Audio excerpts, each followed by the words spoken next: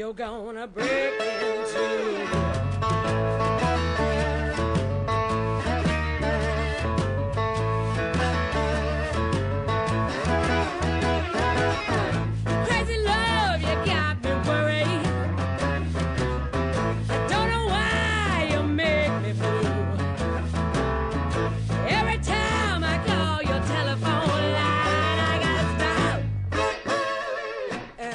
Up on you.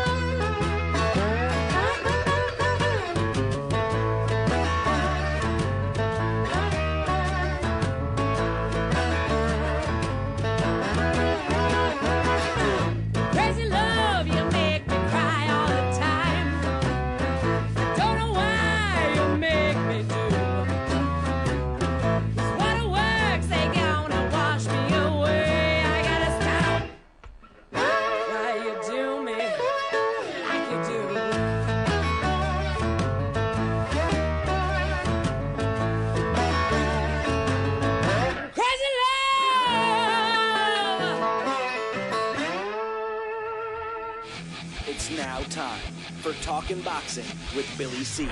It began as a podcast, went live on the net, and transformed into a full-blown empire. Across the web, on Fight Now TV, and on radio stations around the world. It's the only daily boxing talk radio show on the planet, hosted by the only guy with the balls to do it. Many have stepped into the ring. Many have tried to take the belt. And one by one, they've fallen. Another victim of the undisputed heavyweight champion of boxing talk radio. Talkin' Boxing with Billy C. is on now. My style is impetuous, my defense is impregnable, and I'm just ferocious. I want your heart.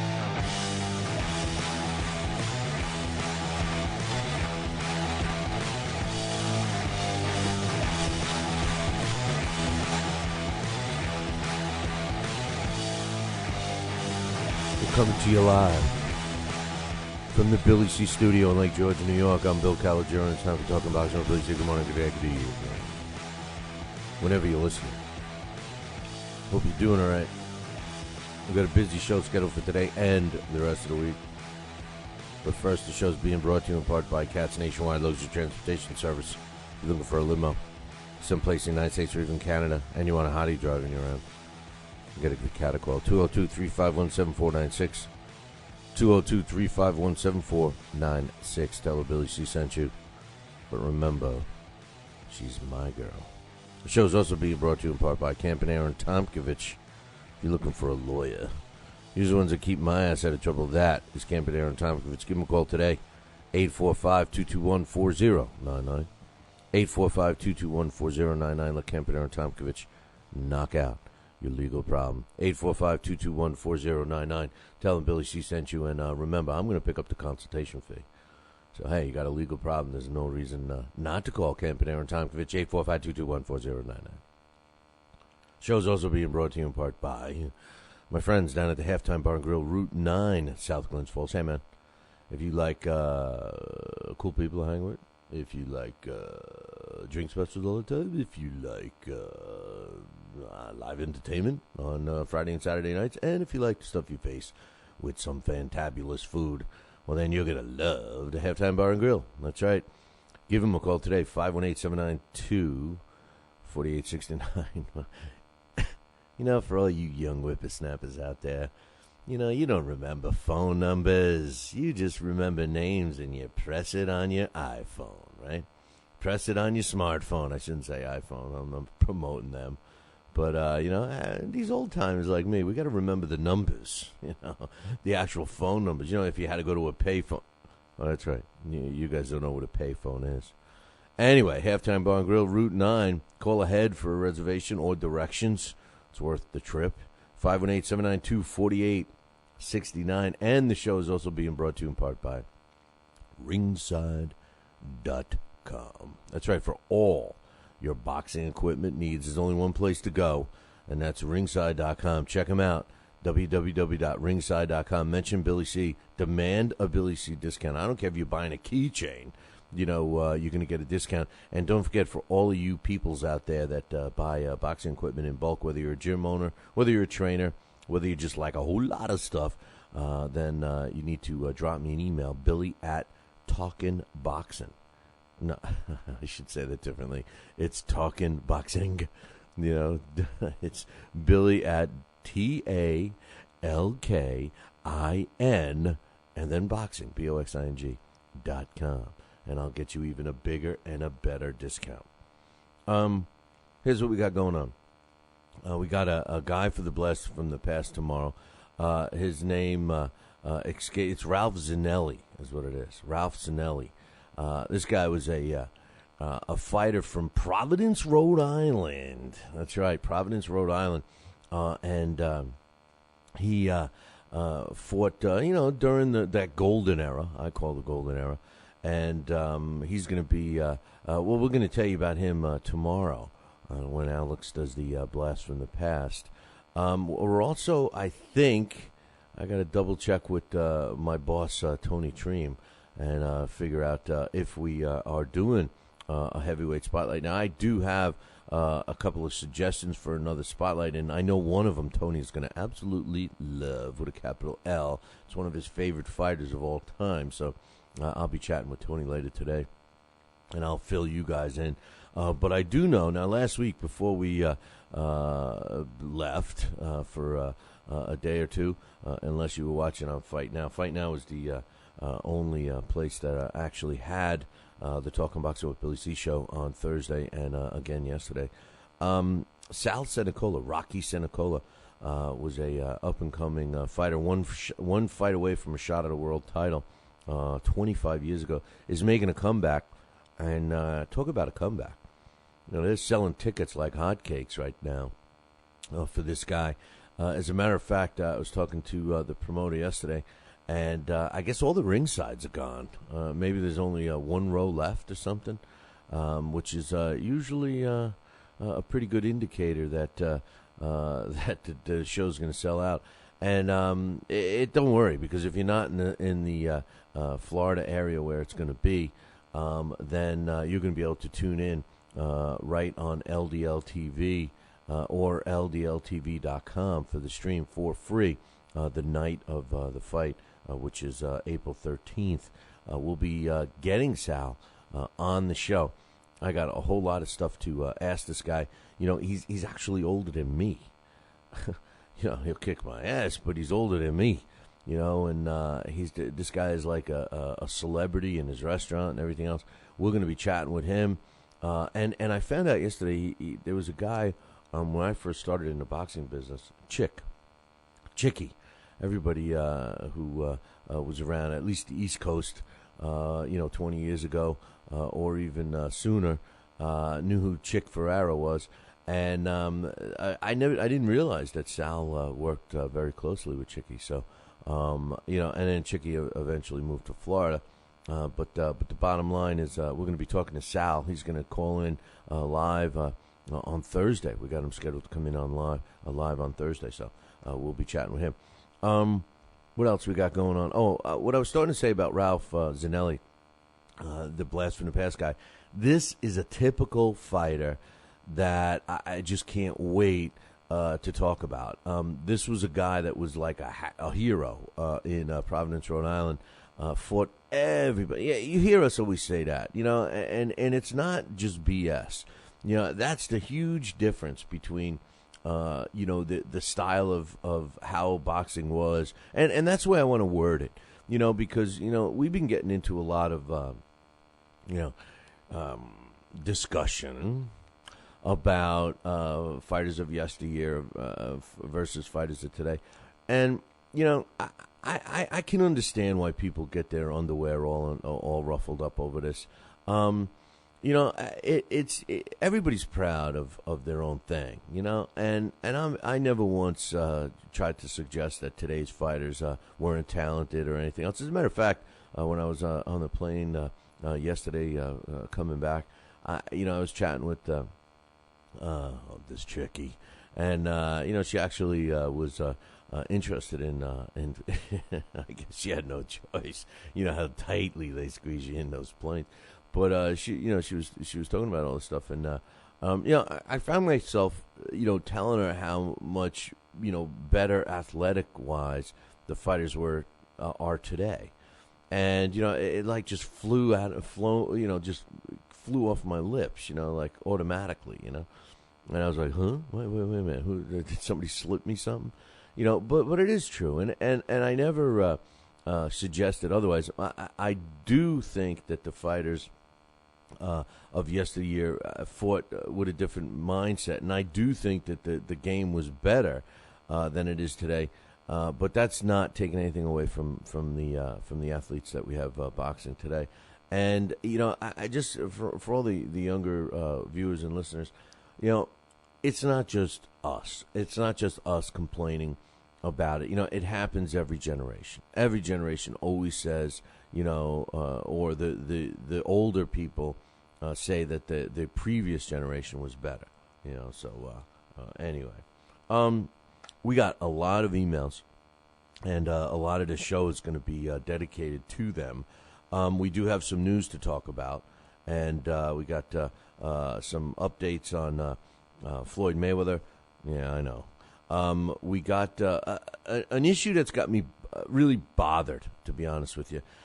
It kind of ties into what I always say about promoters not promoting, and it's an indicator why these two particular fighters from Canada, Jean Pascal and Lucien Boutte, have decided to, you know, cancel their high-profile fights with named fighters to fight each other. And on one hand, it's bad for us, the boxing fan, because we're going to miss out on the Boutte Frotch rematch, and we're going to miss out on Jean Pascal against Chad Dawson. But you know, on the other hand, you know, you can't really blame these guys, you know, because of the difference in money. And the reason why I say it goes back to the promoter is because, let's face it, you know, and I'm going to use Chad Dawson as an example here because he's the guy. You know, Chad Dawson is a fighter that if there was one fighter that we could pull out and say, look, this is the prime example. You know, I mention Andre Ward a lot, but Andre Ward, you know, his mannerisms and you know, the way he comes across and stuff is helping him with his you know, with his relationship and with the fans and getting to know other people outside the boxing world. But you know, Chad Dawson, he's not. You know, he's not really, doesn't have much charisma. By the way, I'm not going to take a break here. I'm only going to take one at the top of the hour. So for all the stations that are going to be playing this later on, in case you're wondering why we're not taking a break here, because we have so many emails and we've been off for a couple of days. So, you know, Chad Dawson is a clear victim of lack of promotion. You know, the fact that the guy couldn't even sell out an arena in his own hometown, you know, is a clear indicator that his current promoter, does not really promote him. You know, listen, social media is I know it's where it's at. I know. But when you're doing a boxing event and when you're promoting a boxer, social media is not the only way to go. And I think that a lot of people have fallen into it. Why? Because it's cheap. They can sit in front of their computer and get on Facebook and Twitter and what have you, and you know, send emails to everybody that they just delete. You know, and that's their idea of promotion, and it's wrong. It's wrong, man. You got to do more than that. And this fight, this announcement, is a clear indication of the lack of promotion because of the money. You know, we have some other news that you guys have probably heard of, but I want to talk about Golden Boy moving a card to Vegas. The prize fighter has technically announced their full heavyweight lineup. It's a third prize fighter heavyweights. And to me, it looks like the best lineup as heavyweights that I've seen in the prize fighter. And I like it. You know, this is great. I mean, the lineup that we see here is just great. And speaking of heavyweight tournaments of sorts, remember the one that, you know, we waited 2 weeks and we heard, and then I came out and I said, you know, I was a little disappointed when they announced the names. What's happened with them? How come we haven't heard anything from them? Don Elbaum and, you know, his cronies. You know, what happened to it? You know, I'll tell you what happened to it. They amount. I don't know for sure. This is just my opinion, but they announced these huge purses. They announced the structure, and they don't have the money. You know, they were hoping that they were going to get some sponsors. You know, I haven't heard one more thing about that. So if anybody knows an update on that, you know, fill me in. But anyway, I'm going to touch on. I know it's already happened, but I'm going to touch on a couple of fights that took place this past weekend. As far as the Billy C. Challenge, we will have the updates up there. The Boystov fight that we had on our challenge was actually scratched.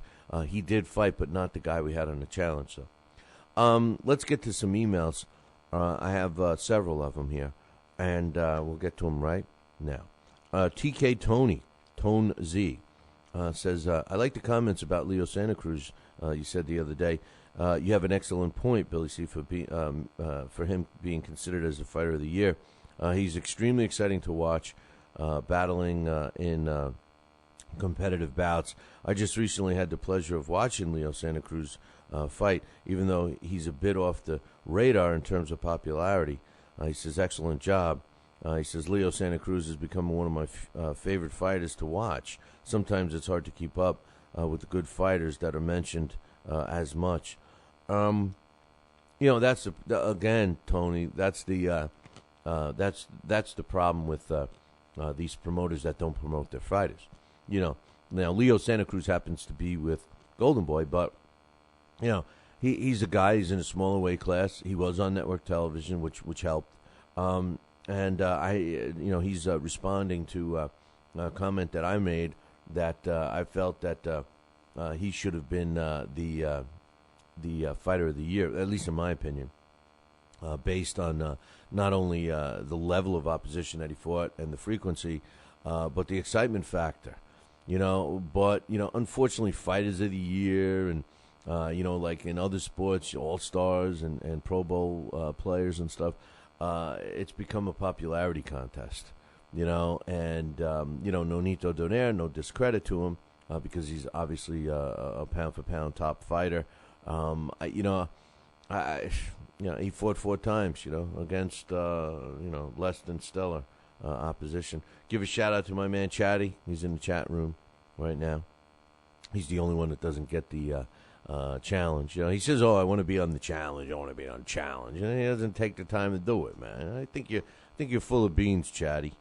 You know, but anyway, TK Tone Z says Brian Valora is another fighter I have recently enjoyed to watch compete. Billy C., if you ever have time, I know you're busy with the radio stuff and all, but let me know briefly who you think are the most exciting fighters you think fans should look out for. If you have a radio show discussing the most exciting fighters today, specifically point me to that direction. It would be great. Once again, I love the show, but I'm going to stop the flattery. Hey, never stop the flattery, because flattery gets you everywhere. You know, first of all, I don't know what show you're watching, but this show we do on a daily basis, the Talking Boxing with Billy C. show. You can watch it on Fight Now television. And you can also check out a radio version on a dial near you. Check it out. We are on 38 stations, AM and FM, throughout the country and also in Canada. We have a few up there. And you can also catch replays on our website, BillyCBoxing.com, and of course LDL TV plays it on a daily basis, as well as there's a YouTube version. So we're out there, so you can catch our show. Now, we do have some other shows as far as a specific show to watch up-and-comers. Guess what? We got one coming. We're doing 6 more shows that we're adding to our lineup. We have the Billy C. Changed My Mind episode, which, incidentally, I'm going to be reaching out to another Fight Now family member and see if we can't get them to try to change my mind on a topic that I don't even want to spill the beans yet, but you guys are going to love it. But we have that. We got a bunch of stuff, so you got to keep watching and listening to this show, and you'll be brought up to speed on that one. So as far as young fighters, fighters I like to watch, I like exciting fighters. There's a lot out there today. There really are. You got to keep your eyes open.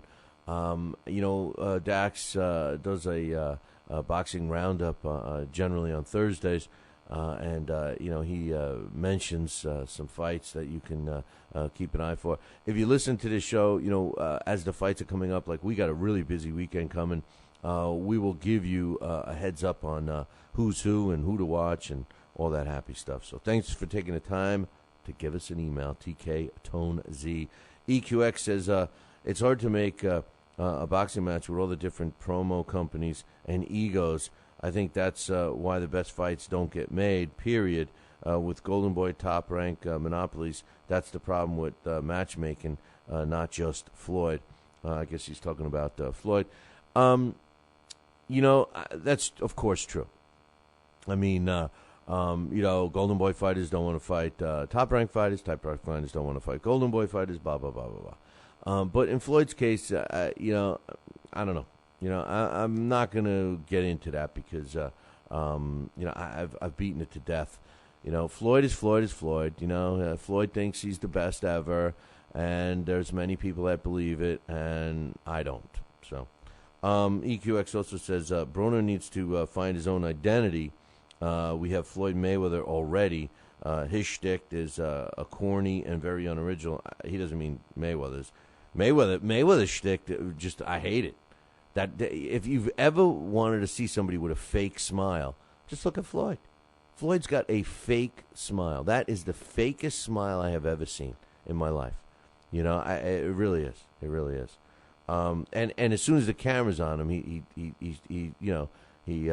dons the pearly whites. But anyway, he says, and he's referring to, I guess, Broner. His shtick is corny and very unoriginal. Ali had his place, Floyd has his place, and Broner needs to create his own lane. I don't know, man. I think Broner, he's trying to copy a little bit of Floyd, of course, with the shtick, like EQX mentions, the fake smile, the combing of the hair, or brushing of the hair. That is, I think that's kind of original. I think what makes Broner a little different than Floyd is he engages more. But I'm going to make some comments about his fight against Gavin Rees the other night.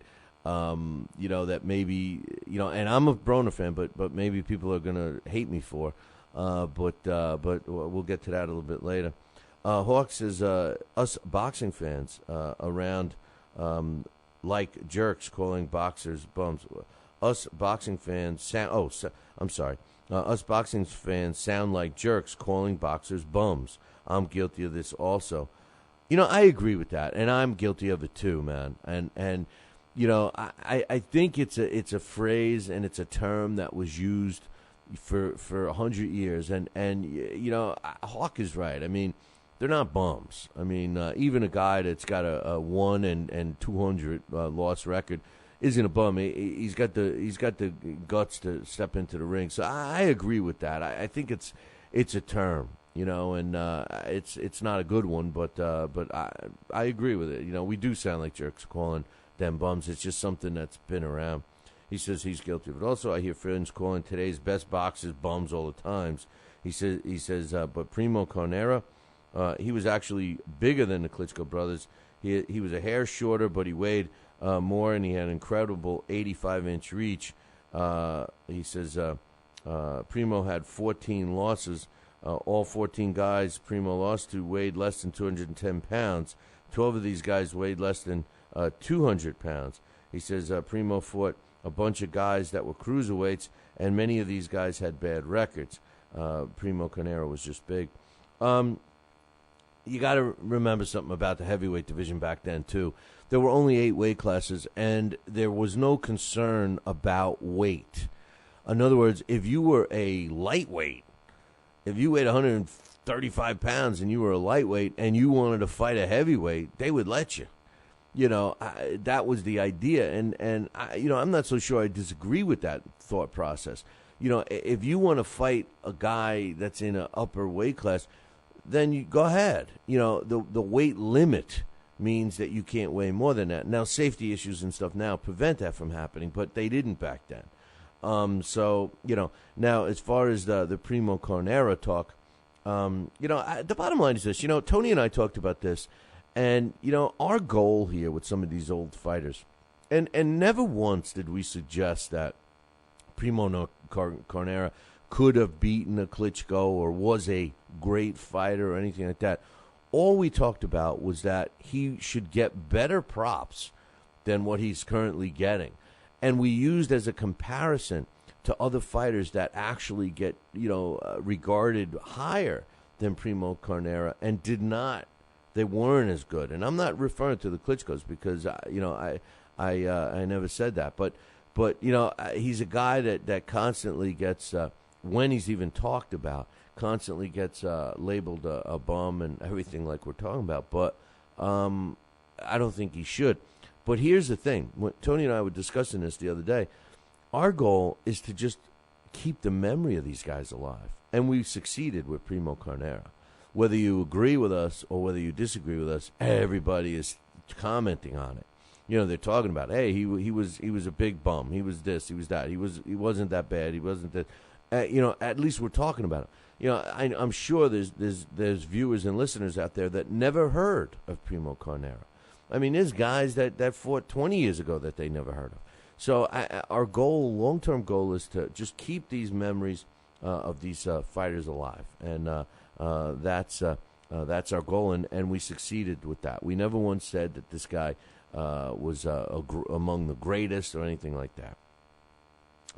Hawk goes on to say Victorino Campolo was 6'9" and a half inches, and Carnera beat him. So there were bigger bums than Carnera in the old days. The skill level of pro boxing back then was weak. These guys were like today's tough man contest. Just find a tough guy and put him in the ring. Football and hockey players are tough guys, but the Klitschko brothers would murder them in the ring. Primo was huge, but he had no clue on how to use his height and reach advantage. I just try to hold all the boxers on the same standard. Yeah, but make sure that you keep that standard in, and you got to keep, when you're making that standard, keep in mind the standard of the time. I have some statistics that I'm going to get to you guys probably tomorrow about another forgotten fighter who actually was a world champion, and that was Marvin Hart. And some of the write-ups and stuff, I mean, and they were talking about like a Jack Johnson. And, Jack Johnson, it's funny. As much as I love Jack Johnson was the Floyd Mayweather of his era. And, I started reading some press clippings that I hadn't read before. Everything I've always read about Jack Johnson was, always racial and along those lines, and how he wanted Jeffries and that he ducked Sam Langford. I mean, all the same stuff. But I was reading some stuff about how people refer to him as a master of the sweet science. Now this is back in 1900, right? Early 1900s. He's the master of the sweet science. He's just defense oriented. He's got blazing hand speed, but he'd rather win safely. Blah blah blah. And I'm reading this stuff, and I'm saying this sounds like Floyd Mayweather. So for all the Floyd Mayweather fans who were criticizing me about Jack Johnson, it's like reverse. Here I am reading this, going, "Oh man, here's one of my favorite fighters who's being compared during his era as one of my least favorite fighters of today." So it's all, you have to put it in perspective. What was considered talent and hand speed and sweet science and all that stuff back then is clearly different. So just like Carnera, he was big, but what makes the Klitschko's so good is that they have become proficient fighting smaller guys. I don't know if Carnera ever did. He fought a lot of smaller guys, but obviously those losses indicate that he couldn't best them. But you're not talking about ordinary small guys. You're talking about the best small guys. But anyway, hey, listen, I'm going to take a short break. When I come back, we got several other emails to get to. We got some discussion on the fights that took place this past weekend. I got some news. I got some sad news. I guess, for boxing fans, not, anything tear-jerking, but just the fight that we want, two fights we wanted to see aren't going to happen. Instead, we're going to see a different one. And all of that's coming up in about 2. If you're in upstate New York and you need a trucking company, then you need Roselli Enterprises. Roselli Enterprises is trucking at its finest. They have it all. Dump trucks, dump trailers, walk-in floors, flatbeds, flowboys, tankers, loaders, and a full line of roll-off containers for any job, big or small. Roselli Enterprises is also the source for all your sand, gravel, and topsoil needs. Visit them on the web at RoselliTrucking.com or call 315-433-5115. That's 315-433-5115 and tell them Billy C sent you. Are you ready, America? Then let's get it on with Fight Now TV. It's time, fight fans. Your channel has arrived. All the fights, all the names, all the action. From world-class boxing events to mixed martial arts showdowns and other combat sports matchups, Fight Now TV delivers the hits and more. Call your television provider and tell them you want to get it on with Fight Now TV. For more details, go to fightnow.com. We've got a great matchup tonight. Fighting out of the left corner is the #1 ranked contender. No, he is not. I'm sorry, but who are you? I am the ideal computer. I am programmed to provide only fair and unbiased boxing rankings. This fighter is the number 15 ranked contender. Fair and unbiased boxing rankings? That's a new concept. Actually, it is not. The IBO has provided unbiased computerized rankings for many years. Well, we've still got a great fight tonight, folks. In the left corner is the number 15 ranked contender. The IBO, the champion of integrity. Learn more at iboboxing.com. Check out BillyCBoxing.com now, or feel the wrath of the mighty mustache. Oh, that hurts. Why are you doing that to my face? I hate you. That's BillyCBoxing.com. Consider this your warning. As a young boy, all Billy C dreamed about was one day having his own catchphrase. And we're back. And we're back. One boy, one dream, one day, everyone will say. And we're back. And we're back. And we're back. And we're back. And we're back. And we're back. Catchphrase coming soon to a theater near you.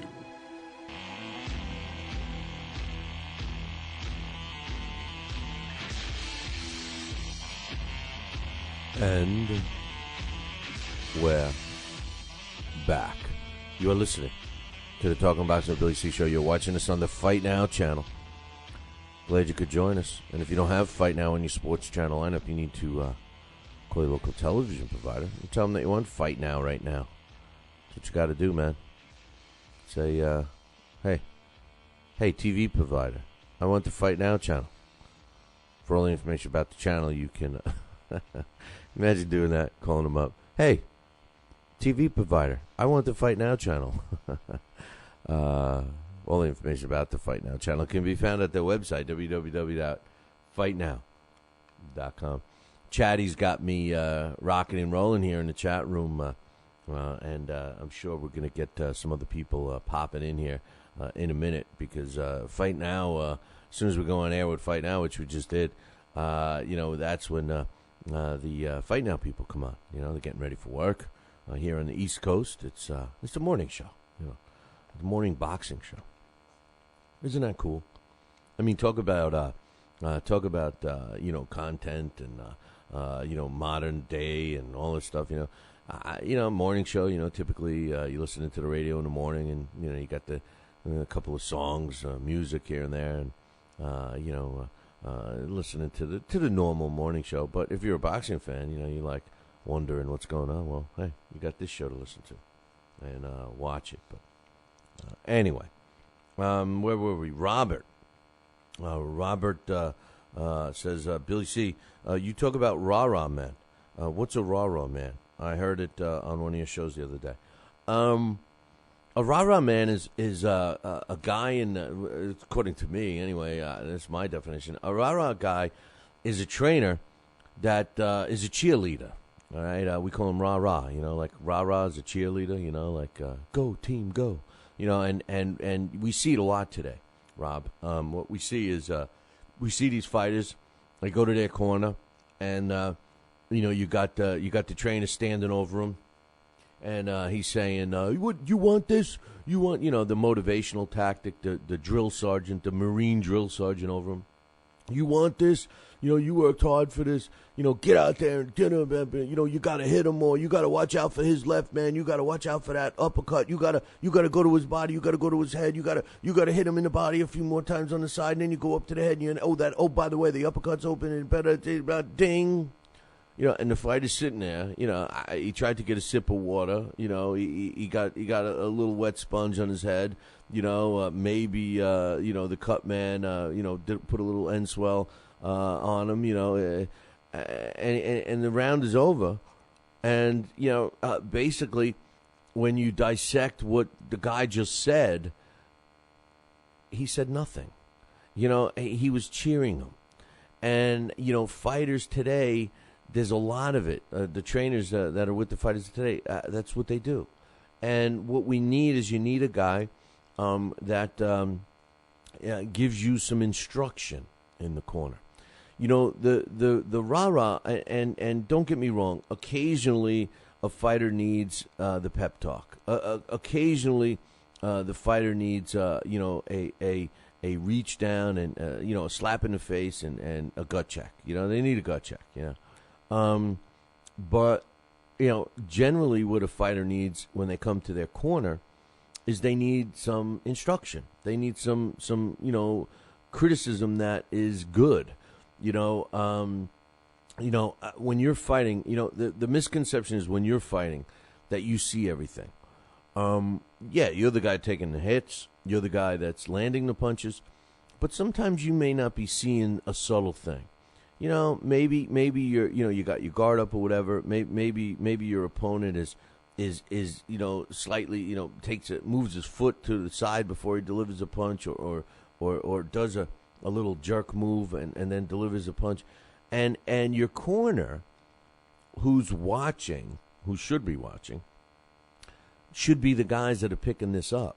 So that when you come to the corner, you say, okay, now listen, every time you throw a punch, he miss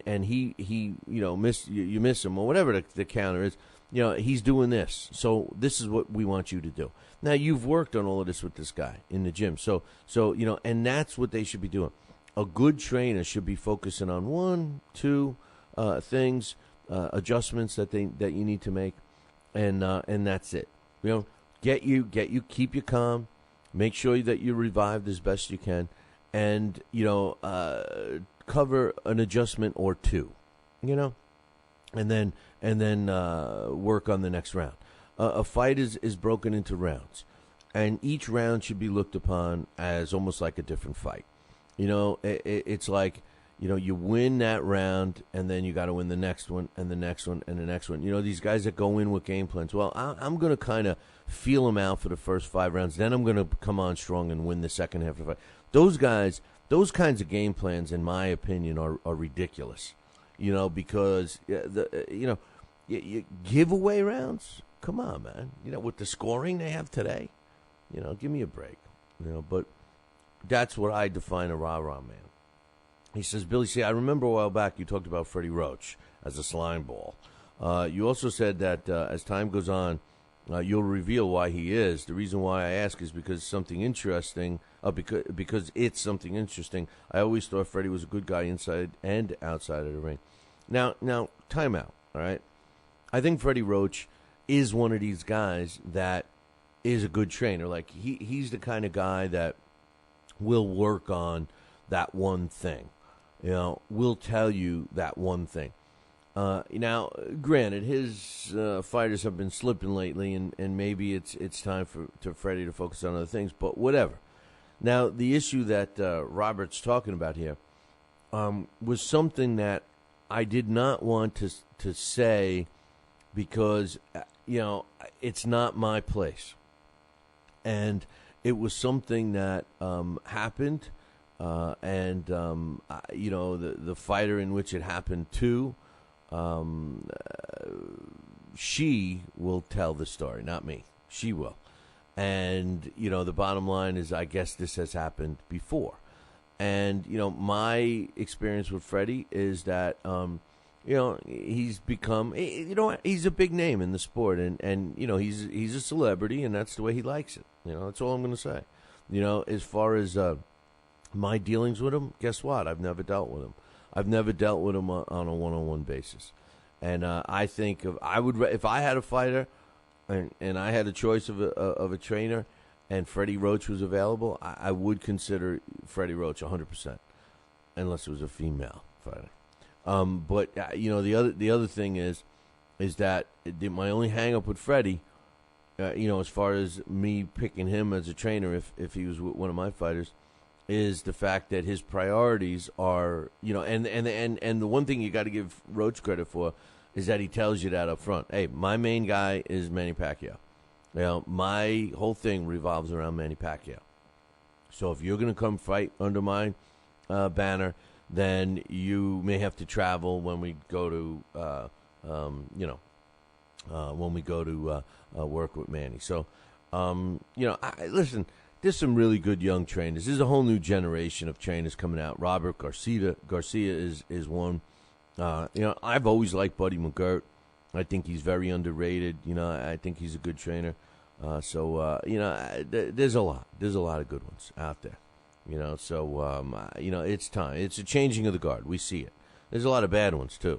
I won't mention Adam Booth's name, but, he's one of them. Robert goes on to say, I think Broner is a talented fighter. Me and my brother noticed that he doesn't have it. To be honest with you, I wouldn't pay for this dude's fights. I don't know if we were the only ones who thought about this. I feel like he's too much like Mayweather. There's nothing unique about this guy. Canelo and Chavez Jr. have it. So does Triple D. I don't know about Broner. I think Broner has to fight major opponent like Danny Garcia or Marquez.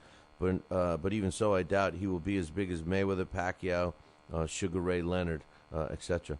And I might have deleted the rest of your comment, Robert, and I apologize because that's all I have.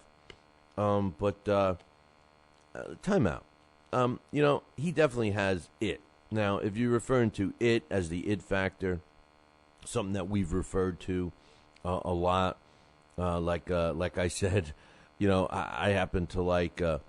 Andre Ward, but he doesn't have it, that it factor. Triple G, you're right, has it. Floyd Mayweather has it. Chavez has it. Whatever that it is.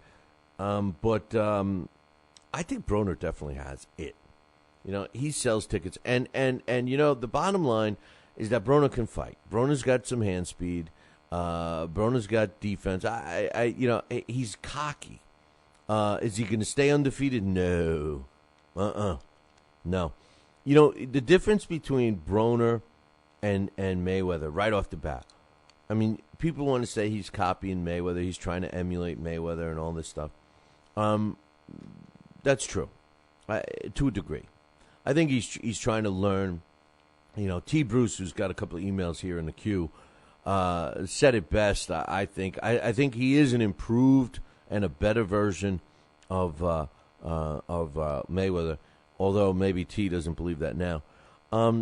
Chatty and I were talking in the chat room, and I noticed some chinks in Broner's armor the other night. And one of it is everybody said, oh, he didn't look that good. He was missing a lot of shots. Well, there's a reason he was missing the shots, and that reason is Gavin Rees. Gavin Rees put on a show, in my opinion. And, he was stopped.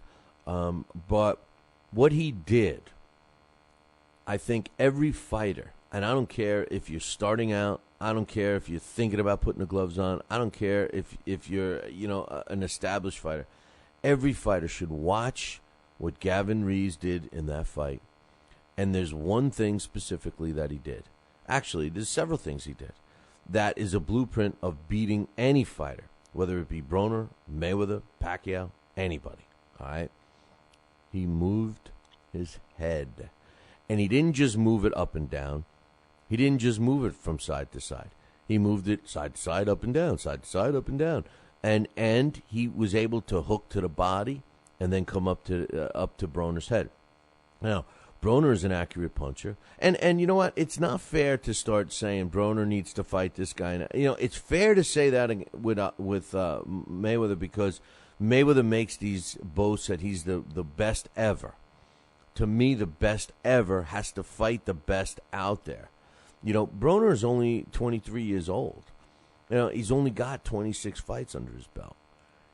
This is a kid that is still developing. So he goes back to the drawing board after the Gavin Rees fight, and he's going to see what he did wrong. He's going to see that he was missing punches. And the reason is Gavin Rees. And he needs to combat that. He needs to learn how to fight fighters that are going to be more defense-minded. Just because you have a shoulder roll and just because you can avoid a punch here and there, that's not necessarily a great defense all the time. It depends who you are. I got news for you.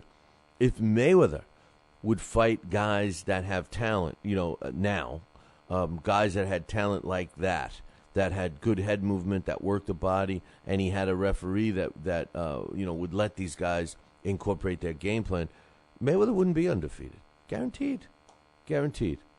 Because name one fighter.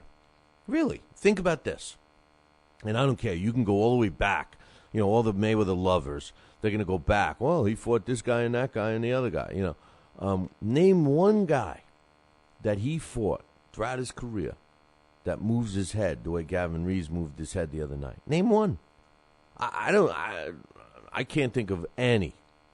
The fighters that pop into my mind, are plotters, are wild guys, are old guys, are smaller guys. But even so, none of them moved their head. So, hey, you want to see a blueprint on how to beat a fast, slick fighter? Look at Gavin Rees. No, he didn't beat him. He didn't. Because Broner was way bigger. Tell me that looked like the same weight class. Listen, Broner has the talent. He's got the hand speed and everything else, and he engages. He's overconfident. Just like Mayweather's overconfident. But the difference between Mayweather and Broner is going to be a more exciting fighter because he's willing to engage. He's willing to go after his opponent and finish the job. Mayweather's not. Mayweather is willing to fight a boring fight, make his 20, 30 million, and go home. You can't blame him. Smith Clone says Pacquiao's going to go down in history as a better fighter than Floyd because he kept going back to the guy who gave him problems. He said that makes him great. How does Floyd kicking everyone's ass so bad that nobody wants a rematch with him? First of all, Smith Clone, I never, now maybe someone else said it, maybe I was reading an email, I never said that, by, Manny Pacquiao going back and fighting the guy over and over makes him better and better. Makes him a greater fighter than Floyd. But, I will say that a true great fighter will take those tougher challenges, those tougher tests. And as far as the statement that Floyd kicking everybody's ass, whose ass did he kick? I mean, aside from winning, if you're talking about just winning, okay, yeah, he's never lost. But really, did he ever really kick somebody's ass? Did he ever open up a can of whoop ass on somebody? I know. When? Who? Who are you gonna say? You gonna say Ortiz? Are we gonna go down that road again? I mean, who did name a fighter that Floyd Mayweather, in his not in his beginning of his career when they fed him the cupcakes, but I'm talking about, when was the last time Floyd kicked someone's ass? Battered someone. When was the last time? Maybe his girlfriend. Maybe his girlfriend, yeah. He battered her. He kicked her ass, yeah. But that's a girl. When was the last time he beat up somebody? Listen, I'm not saying he has to be great. I gave you guys the analogy in the beginning of the show about one of my favorite fighters of all time, Jack Johnson, was fought very similar, and he was criticized for it, and it didn't hurt his legacy, So it's not going to hurt Floyd's either, because there's going to be people out there like Smith Clone who think he's the greatest, So whatever. My point is, don't say you're the greatest if you're not willing to fight the greatest. But I've never heard Floyd say that, he dominates anybody. He's never said that. That I give him credit for. He's never said, I kicked everybody's ass. No, he says he wins. That's all he's got to do. Win, collect the money, and wait another 2 years and fight again. Slolo Wizard?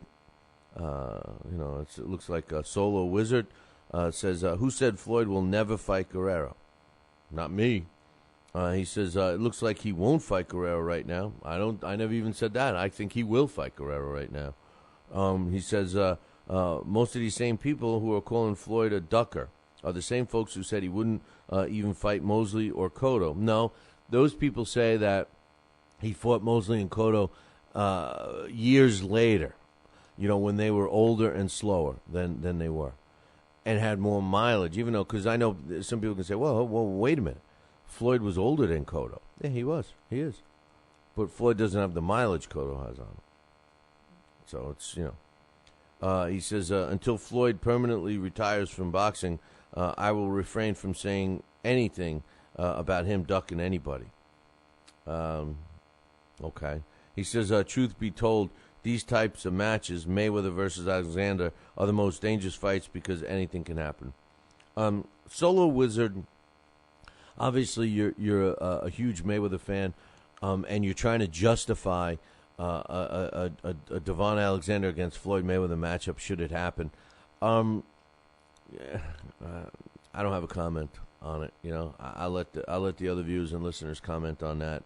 All I'm going to say is this: you got to fight with these a handful of people that everybody wants to see Mayweather fight, and no one ever mentioned Devon Alexander in that mix. And if you think that Floyd cares about unification, you're wrong. T. Bruce got a couple of emails here, and he says one. Bill, he says, Cortez did send both fighters to their corners. He's referring to the Mayweather-Ortiz fight. He says, then Ortiz gave the first hug-kiss combo, and Cortez pulled him back to his corner after that. The only thing he did wrong was when he deducted the point. It was 2 points. He says, I believe he should have turned Ortiz to the four corners. Instead, he turned him to the three corners. The reason why they only go to three corners is because it's not the corners. They're going to the judges, T. He says, and as far as Broner and Floyd counters with as much power as possible. He hits you hard enough to make you stop. He doesn't have a lot of power. People credit Broner for doing the same thing, but with more power. Broner stands in the pocket because he has the power to really damage these guys. They're much smaller and weaker. They can't hurt him. It's not the same. He says it's not that he's more aggressive. He's just doing so much more damage and taking little in return. That's it. Probably fun to be there banging these guys up. Let's see what happens when he doesn't have the same pop at 47, and the guys walk through his punches. If he starts getting hit by that jab, and he can't back you up, he will be exposed for his inability to box on the outside. I rarely see him use his legs. That's a good point. He doesn't use. He's actually a plotter. I think Floyd has much better footwork than Broner. He says Bradley can beat Broner. He's a guy who can box from the outside and dart in and out. He will customize his whole style for Broner. A fighter like Ward, Carlos Molina, Timothy Bradley can find a way to beat a Broner. Of course, they are higher weight classes, but I was just commenting on what it would take to beat his style. I could see a Broner fighting a Timothy Bradley, and that would be a good fight. I agree with T on that one with the lack of footwork and everything else. But Floyd, Floyd doesn't do the damage yet because he doesn't have the power, but he also doesn't want to take any shots either. I think Broner's willing to take a shot or two to stay in that pocket. So I kind of agree with T, and I kind of not. I don't know. As far as the Cortez thing, you're wrong, man. You're wrong. If you recall, at least this, maybe I'm wrong. And that's a good possibility. But this is what I recall. I haven't watched that fight in a little bit, but I recall this. I recall a scenario sort of like going something like this. They were fighting, and Ortiz started getting frustrated because Mayweather started coming on strong in that fourth round, and was nailing him with some shots. And Mayweather was against the ropes in the corner, actually, and Ortiz lunges his head and purposely lands a headbutt. And right at that point, Cortez stopped the fight and, grabs them both and, had them both next to him. And he warned them, and then he was going to take a point away, then he took 2 points away. All right, and he takes Broner. He takes Ortiz and tells the judges, the three corners, 2 points, 2 points, 2 points. Then he still got them, and you're right. Ortiz had been apologizing and hugging and all this stupid stuff. And then it comes time to call time in. Well, Ortiz was not in a neutral corner, and Mayweather was not in a neutral corner. They were all together, all three of them. Ortiz, Mayweather, and Cortez. And Cortez says, people say he says time in. I never heard that. I've heard people have sent me clips and stuff where, they say here, you can clearly hear him say time in. But I didn't hear him say that. But what I did see is that he leans over and he's trying to tell the timekeeper, to start the time, because whatever the case is, and he walks away from those two.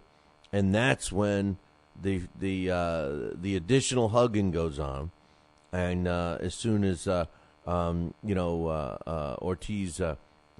backs away from the 19,000th hug and kiss, Floyd lands the first shot, which Ortiz just looked at him kind of like in shock, and then landed the other one that knocked him out.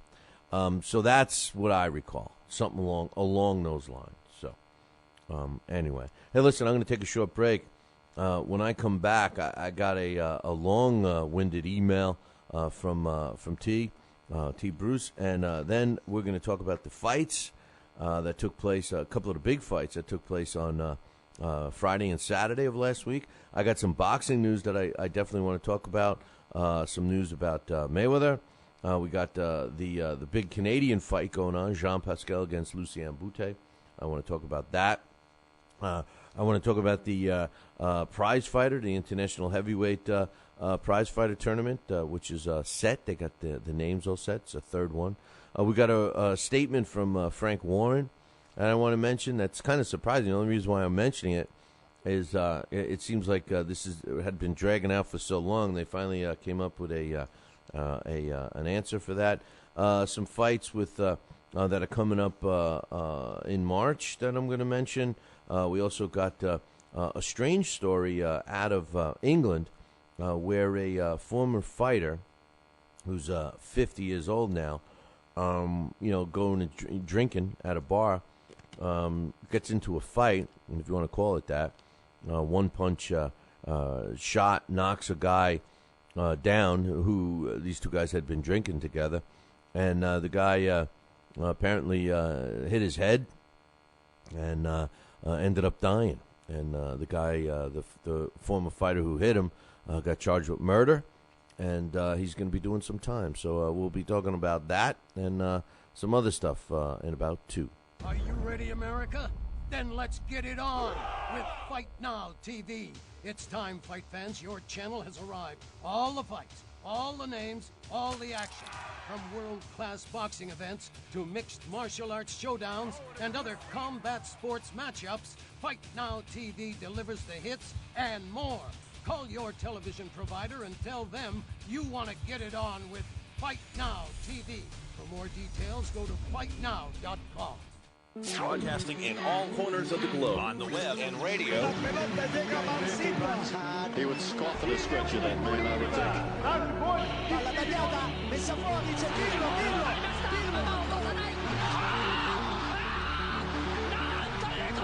You're listening to Talkin' Boxing with Billy C. From upstate New York in the good old U.S. of A. Boxing is here to stay because we are here to stay. The best 2 hours of boxing talk on the airwaves. Hey, fight fans, check out KOFantasyBoxing.com. KO Fantasy Boxing is boxing's only trademarked fantasy game.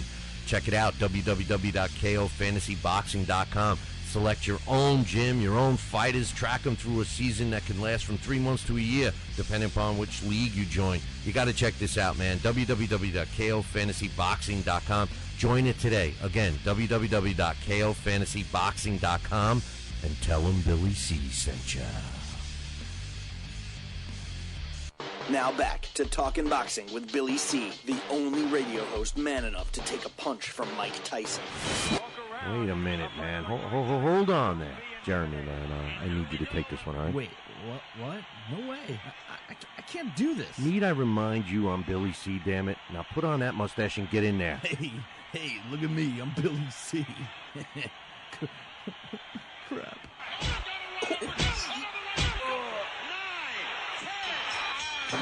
The undisputed heavyweight champion of Boxing Talk Radio. It's Talkin' Boxing with Billy C. Test 1 2. Test 1 2. My fellow Americans, good evening. Welcome back to Talkin' Boxing with Billy C. It's great to be here discussing the sweet science with everybody. I love boxing. I love talking boxing. It's what I do. Bill. Wait, what? Bill. Why are you interrupting me? Wait, what? Wrong. What's the problem? Billy, C. I did not have... We're gonna have to ask you. Wrong speech. What do you mean wrong, Billy C? What's going on here? Fine, I'll go. I just wanted to talk some boxing on TPSradio.net. That's all I wanted to do. I don't need your damn show. I'll get my own talking wrestling with the other Billy C. Yeah, that sounds good. I've always been a Hulkamaniac anyway. Broadcasting live, brother. Welcome back to Talking Boxing with Billy C on the mighty TPSradio.net, brother. What you gonna do, brother?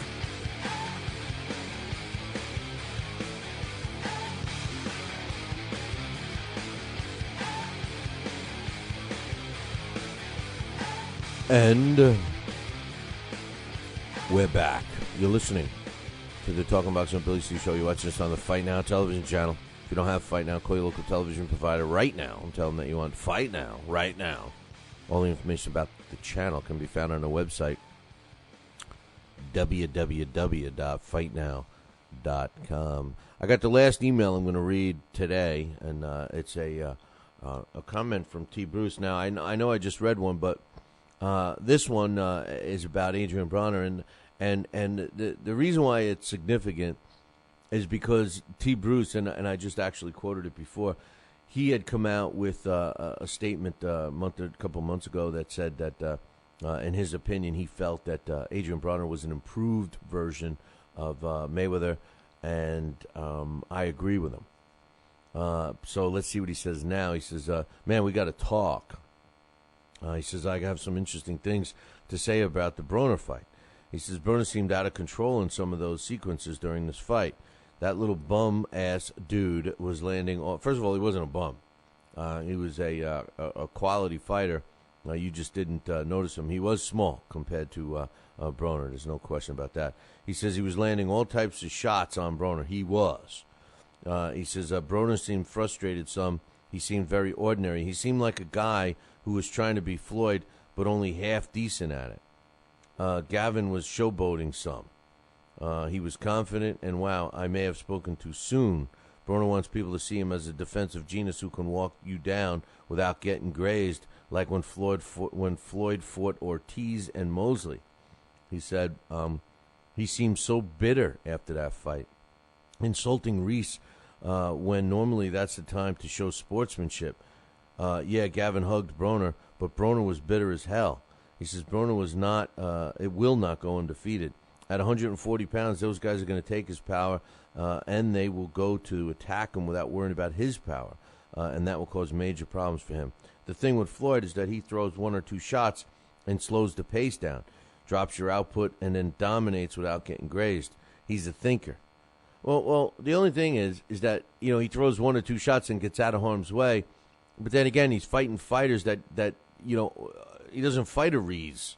You know, and I'm not saying Rees is a great fighter by any stretch of the imagination, but you don't see him fight a guy with head movement and body work and all those things that Gavin, you know, showed that against Broner. So he says, you know, he drops your output and then blah, blah, blah. He says he's a thinker because, you know, he says Broner relies on his reflexes and his speed, so instinctively he counters your attack. He waits and gets clipped with shots.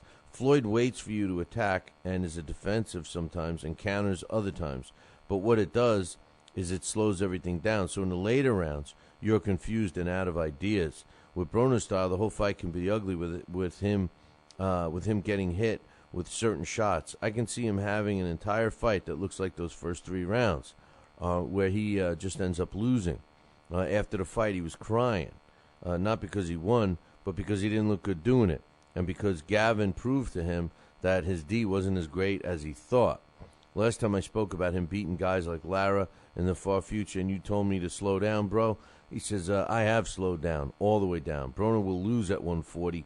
At 47, the Ghost will kick the you-know-what out of him. He says, if Broner can't hurt you and keep him coming, he will get out-punched. He needs to slow down the pace and chop that output down, then be aggressive in the later rounds. Also, his lack of footwork leaves him there to be hit. He was so upset after the fight. Now we know that little fighter he fought was his kryptonite. He will peak at 140 and maybe 147, but that will 147 will be problems. He says if he doesn't learn how to use his feet, put some space between him and his opponents, and dart in and out, not letting them get close, sort of how Floyd outboxed Juan. He says Floyd ain't running from Juan. He just kept the space in between him and used his feet. Broner can learn, but I don't think he's smart enough. In his mind, just because he's fast and slick, he can just walk everyone down and do his thing. A fighter like Ward and Bradley will change their entire style for a fight. A fighter like Broner will be the same in every fight and rely on his speed and upper body movement to get the job done. Props to Gavin and that little bum ass Matthew Hatton. They look a lot, and they got a lot of heart. Well, first of all, he's not a bum. I agree with Hawk earlier saying that we got to tone it down a bit with the bum comments. But I know that T didn't mean it the way it comes out. But I agree with Hawk. We all do it. But I agree with T about Broner, but on the other hand, I don't want to be so critical of him. I mean, this was only his 26th fight, and he definitely has got some awesome skill set. I mean, there's no doubt about it. He's got hand speed, he's got some pop. Is he in his weight class that he's going to be fighting at? No. He's going to move up, and he will be at 147. He's young. He's in his early 20s. Interesting comment about his brain. You said that he wasn't as smart as Floyd. I agree. Floyd's smart in the ring. Outside the ring, he's a dummy. But inside the ring and his business moves are smart. There's no question. I say he's a dummy outside of the ring because he's going to let his vices bring him down. But the thing is this: Floyd calculates everything he does. He calculates the fight. He calculates the business deal. He calculates the fight inside the ring. Broner isn't smart enough to do that yet. But you think Floyd did that from the minute he put on a pair of gloves? No. He learned. Plus, remember something. Floyd is surrounded. People have to give the rest of the Mayweather clan some credit. Floyd was brought up in the boxing world. He was subjected to it at an early age. Contrary to what some people want to believe, Floyd was not a street product. Floyd did not suffer. Floyd did not know if he was going to get a pair of sneakers or if he was going to have a hot meal that night. No.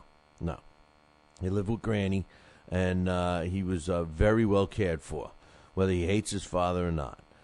Deep down. I know that they're working together, and we'll be talking about that in a second. But, so Floyd became what he is today after a long career. Let's keep it in perspective about him. He's at the end of his career.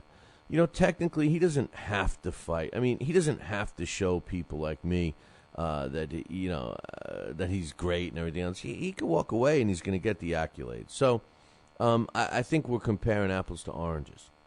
But if we're going to just look at Broner and we're going to say, okay, he's going to be the heir apparent of a guy like Floyd, what does he need to do? Well, he did it already. He signed a long-term contract with HBO.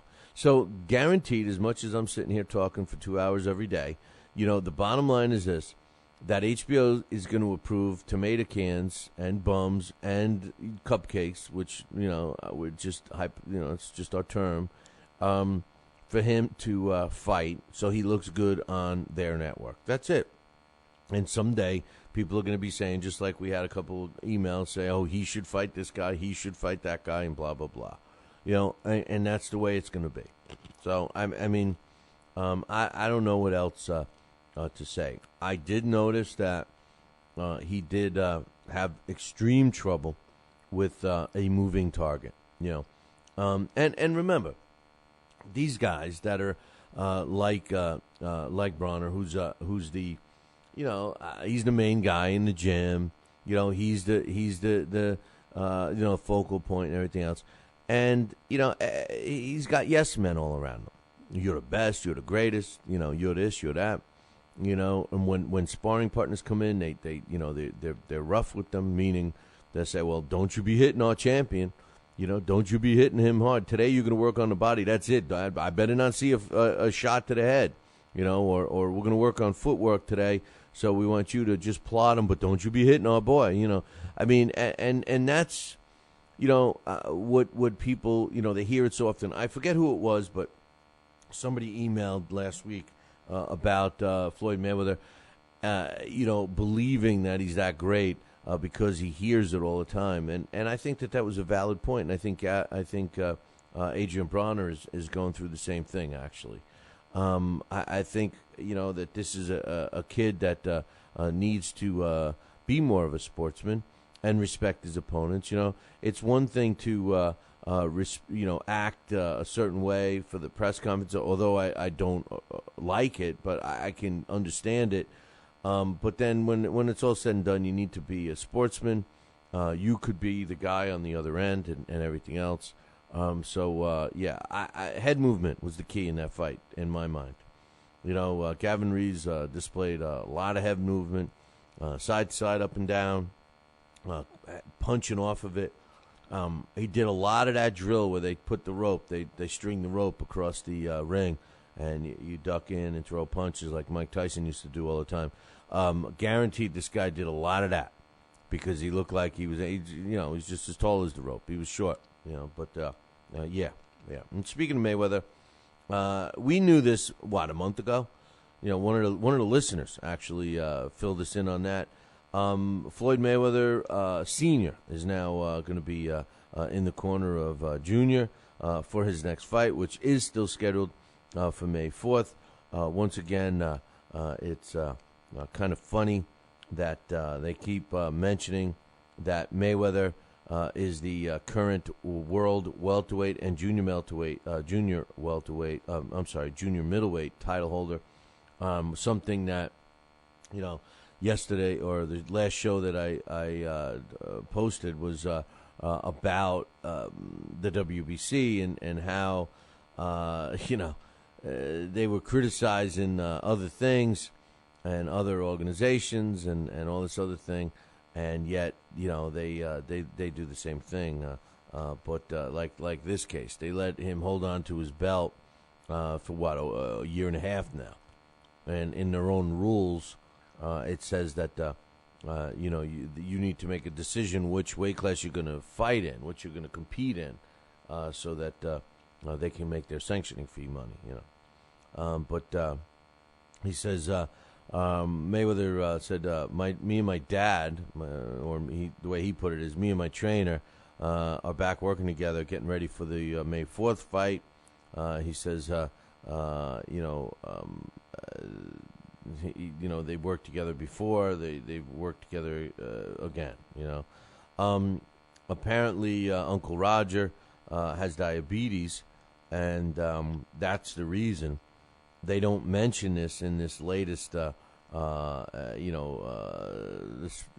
latest comment, but that's the reason. Roger needs to focus on his health, and Junior's going to keep it in the family. I'm not so sure that it's going to make a difference, because honestly, I don't think Floyd listens to anyone. If Floyd thinks he knows it all in life and in the ring, outside the ring, everything, Floyd's surrounded by yes men. Floyd, Floyd's Floyd. Whatever. Let's move on. Jean-Pascal Lucien Boutte. Oh, before I get into that, let's talk about the fights, man. Let's talk about the other fights real quick that I keep forgetting about. This being Tuesday's throwing me all off. You got Delvin Rodriguez beat the snot out of George Tananapa the other day. He improved to 27 wins, 6 losses, and 3 draws, 15 knockouts. Comanche Boy now is 31 wins, 1 loss, 1 draw, 23 knockouts. A couple of things I noticed. Number one, Delvin Rodriguez had taken some time off of out of the ring, and he looked. Not only did he look sharp inside the ring, he looked sharp outside the ring. He was very loose and looked the bigger of the two. Tananapa looked small. He looked like he trained too hard for this fight. It looked like the weight really bothered him, and he had no pop on his punches, none. His accuracy was not there. Took a beating. Showed a lot of heart, but very little skill. I was a little upset with the way everybody was really knocking him. I'm talking about everybody, the Teddy Atlas and Joe Tessitore. Joe Tessitore does a fantastic job. I don't know if you've ever seen him call a football game, but the guy is great. And, and he does a good job, obviously, on Friday Night Fights. The only problem is he repeats everything Teddy Atlas says. I mean, Teddy Atlas is like, his idol or something. I don't know. But, the outcome came as what we all thought. I mean, Tananapa was brought in. Who knows what Star Boxing was going to do with him. But we know the first thing they did with him, they got him a W, and then they fed him to Delvin Rodriguez. What does it mean for Delvin? I'm not sure. Tananapa, is a guy that we had a lot of question marks with. Delvin Rodriguez, I don't even know. I mean, this fight was fought at 157. I'm sure that Delvin Rodriguez is going to be, campaigning still at junior middleweight. He looked big. He looked strong. Definitely had some pop. And, they stopped that fight, rightfully so. because Tananapa showed a lot of heart, a lot of guts, and would have been hurt, So, how about the co-main event? Chris the Hurricane Howard was not really supposed to beat the Mongolian mongoose Brian Yargle. It depends, how you look at it. Yargle was the favorite in that fight, from what I understand, and looked like he was, on his way to outboxing the Hurricane until the winds swirled up and talk about a shot, man. Right hand, right on the jaw, knocked out Brian Yargle. 1 minute 46 seconds into the third round when it was officially stopped. We're talking about Broner and Gavin Rees. Broner now improves to 25-0. I keep saying it was his 26th fight. I guess I thought it was 26th fight. I'm pretty sure it was just 20. It's definitely his 26th fight. I thought. Maybe I'm wrong. He's got 21 knockouts. Maybe is he only 25-0 now? Maybe he is. Maybe he was 24-0. I don't know. I thought that the whole conversation we had about after Broner's last fight was we were comparing the two fighters at 25 fights. Where are they at 25 fights? That's why, in the back of my mind, he had 25. But Gavin Rees now is 37. Yeah, these are definitely not updated because Gavin Rees is actually 37-2-1 right now with 19 knockouts, and Adrian Broner is 26-0 with 22 knockouts when he stopped Gavin Rees in the fifth round. Rees looked like he was doing pretty well there for a while, but a body shot got put Rees down on the canvas, and then it was a hard time for him to recover. So, actually, the uppercut I thought was the one that knocked him out, but I'm trying to think, wasn't the body shot the one where he went down and he gathered his senses, he got up, he survived the round, and then I believe it was the uppercut that knocked him out. So the notes that I'm reading now are actually reversed. How about Seiko Bika? He took a 12-round decision of Nikola Sokloka. Sokloka drops his first fight of his career. He's 25-1 now with 7 knockouts, 119, 109, 118, 112, 120 to 108. And Bika earned himself the mandatory challenge against Andre Ward, which didn't he? Whatever. Charles Whitaker, he quit in his corner after the 6th round. Demetrius Hopkins, the nephew of B-Hop Hopkins, no, Bernard Hopkins, was the winner. He improves to 33-2-1 with 13 knockouts. Official time was called on the books, TKO, at 3 minutes of the 6th. And Vincent Escobedo, he got Escobedo'd by the Cherry Bomb, Edner Cherry, in the 6th round. And that fight was stopped as well. Edner Cherry dominated Vincent Escobedo from start to finish. So, Gavin Rees, I will give you an update on him. His promoter, who's Eddie Hearn, who's also the guy who does the Prize Fighter series. He says that he's already got another offer for Gavin Rees. Sometimes fighters in a losing effort, as long as they show that they have something, sometimes they don't make out that bad. Couple other fights. Roberto Ortiz beat Fidel Monterosa Munoz, and Dantes Bondaros beat David Thomas in their rematch. We did have one other fight on our challenge, and we had the Boystov fight, but that got scratched because he didn't fight Marcelo Luis Nascimento, who we thought he was going to fight. So, Jean Pascal and Lucien Boutte, we were talking about this earlier. It's been announced yesterday by the promoter, Yvonne Michelle, who is the promoter of GYM. It's Yvonne Michelle's promotional company. And they said that this fight is going to be taking place. He said it's been worked out, and it's most likely going to be in May, at the end of May, May 25th. The date or the location has not been etched in stone, but the fight has been. Lucien Boutte against Jean Pascal. They think that the fight is going to be the biggest fight in the country of Canada since 1980, when Roberto Duran beat Sugar Ray Leonard in that first fight, because it will involve not one but two fighters out of the same province. They're wondering where it's going to be, and according to Yvonne Michel, he said that he's already getting calls from the Bell Center, from Olympic Stadium, and a stadium in Quebec City to house the fight. Some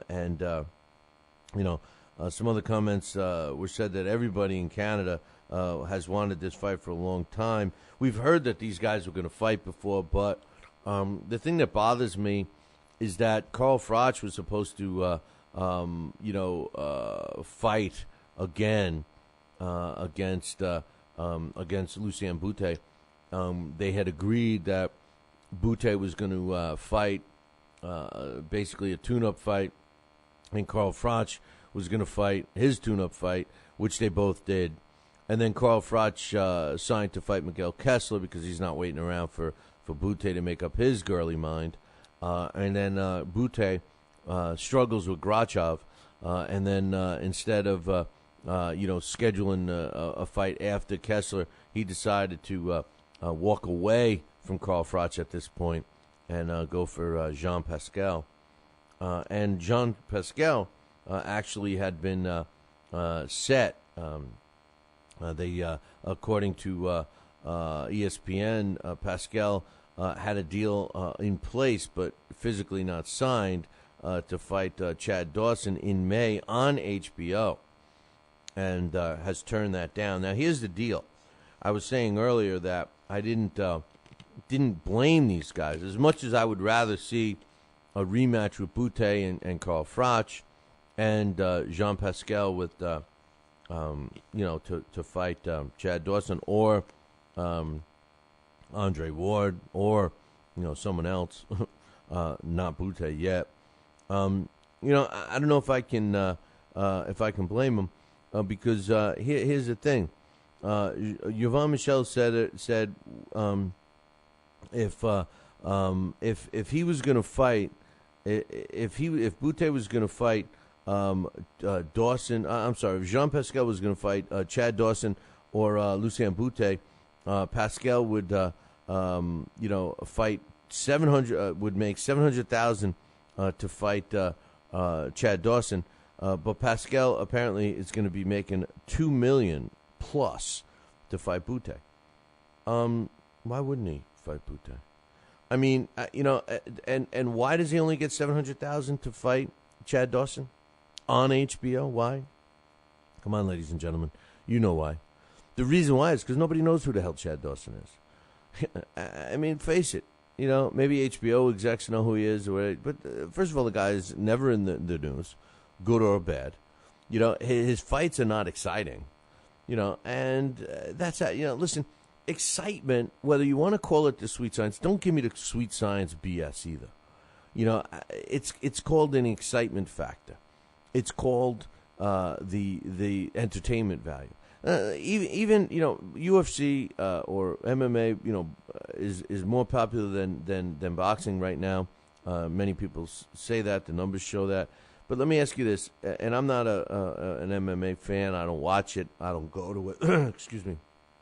But let me ask you this: if you're an MMA fan, if you watch that regularly, what do you rather see? You rather see these guys go at it and beat the snot out of each other, or do you want to see a real technical, submission hold?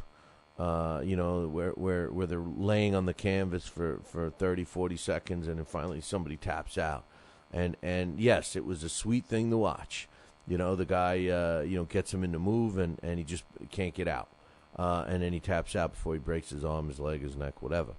But what's more exciting, that or the brawling, and bad choice of words, but the action-packed, fight that's happening from the feet, and that's the same as boxing. No, it's not sweet science. No, it's not technical. When you look at that, but it's definitely more exciting. So, the one thing I want to add on this, Gary Shaw, who really has no one to blame for Pascal and Bute fighting each other, but himself, is not happy with it. He says, I met with Yvonne this week in New York, and when he told me that this fight was being offered to fight Bute, and he offered to put Dawson on the undercard and give him $600,000, and we could bring our own opponent, I told him I would never do that to my fighter on HBO. He said, we finished lunch. I asked, do we still have a fight? And Yvonne said, yes. He shook my hand and said, we have a deal. And he thought that everything was all set. But how can it be all set? How can it be all set when the guy is scheduled to make $700,000 to fight Dawson on HBO, or $2 million to fight Lucien Bute? HBO or not, it's you're talking substantial money, and you're talking about a good fight too. I mean, it definitely matches two decent fighters against each other. Gary Shaw should not be mad, and you know what? I think he should have taken the $600,000 and bring a different opponent. So I don't know, man. I don't know. You know what, Gary? Open up your friggin' checkbook. Promote your fighter so the rest of the world knows who Chad Dawson is, and then maybe you would have been offered more than $700,000 for that fight, and then the Bute-Pascal fight would have been a non-issue. When it boils down to more than twice the amount of money, how can you blame Jean Pascal? I just don't understand. You can't blame Pascal. You can't blame the promoter. All you can blame is yourself, Gary Shaw, because you don't promote your fighters. Talkin' Boxing with Billy C. now has official merchandise available on TalkinBoxing.com. T-shirts, sweatshirts, hoodies, and mugs. And yes, even undergarments. Talkin' Boxing apparel is the perfect gift for the boxing fan in your life. Log on to www.talkinboxing.com. That's TalkinBoxing.com and place your order today.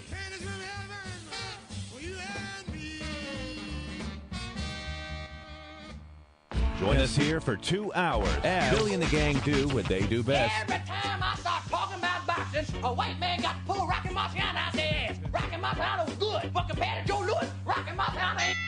Beat Joe Louis's ass. Joe Louis was 75 years old when he fought. Huh? What? We're supposed to be talking boxing. It's Talking Boxing with Billy C.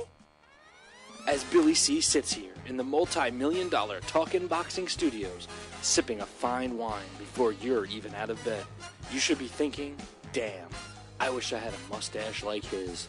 It's the Talkin' Boxing with Billy C show. He's Billy C, and you're not. Sucks to be you. Now let's dig into our archives and hear a rare interview when Billy C first became the champion of boxing talk radio. Hello, Billy C. As the new champ, can we ask you a few questions? Why, certainly. Okay, your fans would like to know how you and your corner have successfully walloped the competition. We're not ordinary people. We're morons. Anything else? I'm a victim of circumstance. Did your success finally come when you made the show 5 days a week for 2 hours? What do you think? I'm trying to think, but nothing happens. Now, please tell the listeners what you've learned from making it this far. Certainly. If at first you don't succeed, keep on sucking till you do succeed. Great words of wisdom, Billy C. Keep up the great work as the undisputed People's Champion with your show, Talkin' Boxing with Billy C. Any last words to anyone who's listening? This is your fault, you bonehead.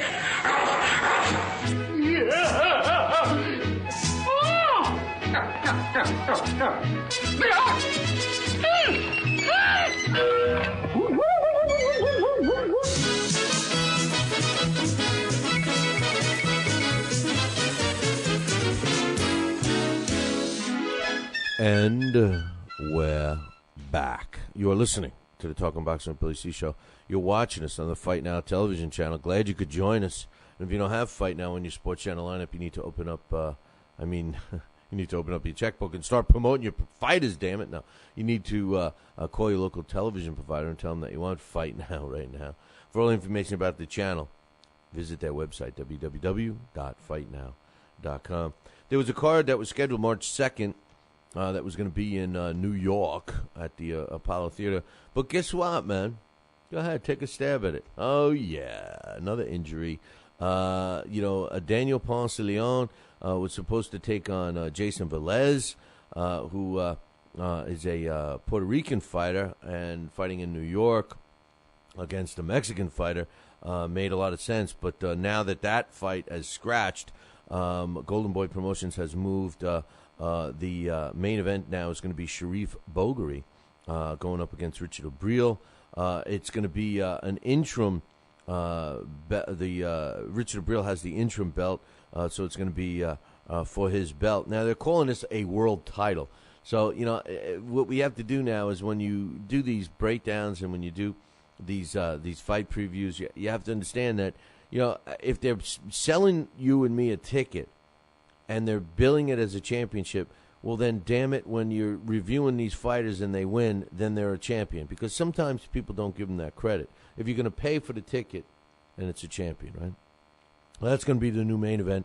The co-main event is Gary Russell Jr., which is still, still the same two fights. They're just moving up. He's fighting Guzev. This fight was moved out to Vegas, and it's going to be taking place March 2nd. So. Speaking about fights in Vegas, there's going to be a top-ranked card on March 30th in Las Vegas, and the main event is going to be Khabib Alakurdov, and he's going to be taking on Breeders Prescott as the main event, and we'll see what happens with that one. And don't forget that the main event on that fight is going to be Bam Bam Rios against Mike Alvarado. So what a big fight that's going to be at the end of March. So we'll be looking forward to those. We also have the prize fighter heavyweights, the international heavyweights, the third one. It was announced, and I tell you the truth, man. I think that this is the best lineup that I've ever seen from the prize fighter tournament. And I guess it's going to be next week, right? Or is it the end of this week? I think it's next week. Here's the lineup so far. Now we know how this works.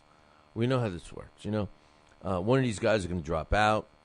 One of them may not continue. One of them may end up getting cut, and then you got the standbys that are going to come in and everything else. But yes, Chatty Factory is confirming that I was right when we were talking about the fights. The write up of the Adrian Broner fight had it reversed. The uppercut dropped. I'm sorry. The body shot dropped Gavin Rees, but he got up from that and he actually finished the round. It was the following shot that sent him out, and that was the uppercut.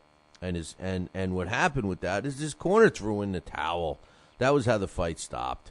The corner stopped it. The kid didn't. So anyway, they make it sound here in the U.S., they make it sound like Broner, pummeled him and destroyed him.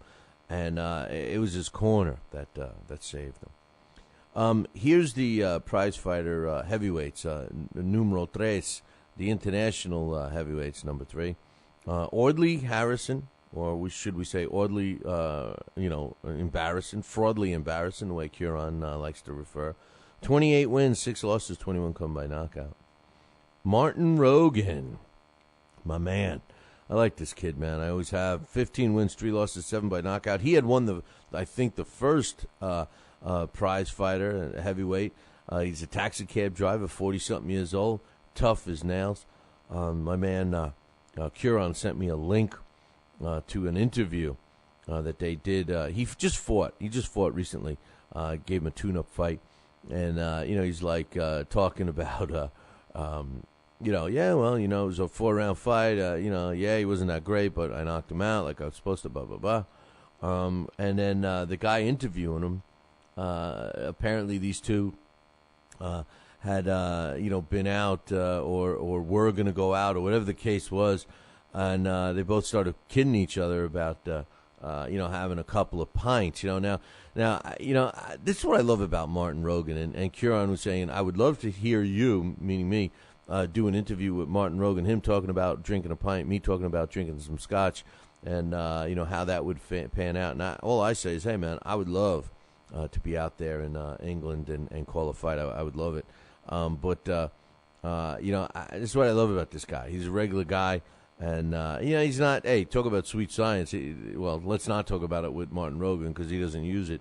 But he's still very entertaining. He's not a world-class fighter by any stretch of imagination, but I certainly would pay for a ticket to see the guy. Ian Lewison is 6 wins, 1 loss, 1 draw.